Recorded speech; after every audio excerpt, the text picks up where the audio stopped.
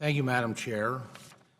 Madam Chair, ranking member, colleagues, we meet today to restore rungs on the ladder of opportunity. As a father, I can say there's nothing parents want more than their kids and a life that is better than their own. However, only half of all Americans today expect their children to have a brighter future than what they did. As co-chair of the Career and Technical Education Caucus, I'm happy to say the bill before us today will help move us in a more positive direction.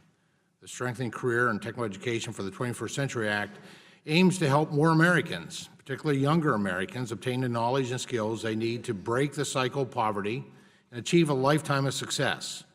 A big part of that goal is ensuring federal policies accurately reflect the challenges and realities facing today's students, workers, and employers. Now, it's been more than a decade since the federal investment in our nation's CTE program has been modernized, and so much of our society has changed since then. A study conducted by the Brookings Institute found that in the next decade, 3 million workers will be needed in the infrastructure industry alone. This includes careers in transportation, housing, and telecommunications.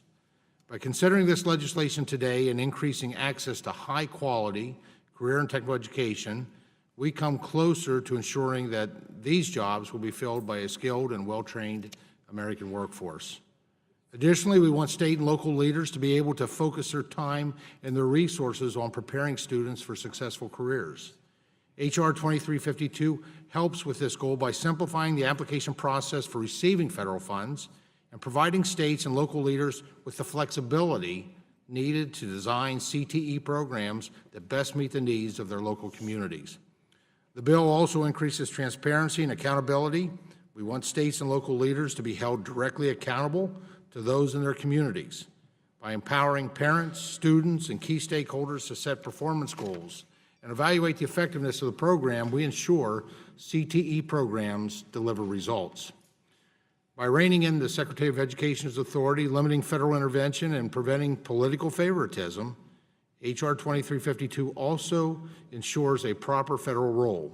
Perhaps most importantly, this bill makes improvements on alignment with in-demand jobs by supporting innovative learning opportunities and encouraging stronger engagement with employers. The bill promotes work-based learning, a technique that allows potential employers to give students hands-on experience. This is a win-win for both employers and students. Successful CTE programs depend heavily on the input and involvement of local businesses, and those are the kinds of partnerships that we want to support. The substitute amendment I am offering makes a number of changes, including delaying the implementation of this act by 6 months to ensure the enactment does not interfere with the school year. Other changes include clarifying that, in addition to secondary teachers, post-secondary faculty are included as stakeholders when it comes to improving local career and technical education programs. Now, this amendment also requires an analysis of the extent to which efforts supported by the bill are based on evidence-based research. In closing, I want to thank Representative Krishnamurthy and our colleagues on both sides of the aisle for their support and the support of this bill and for working together to move this bill forward. I urge all my colleagues to support this important bipartisan legislation, and I yield back the balance.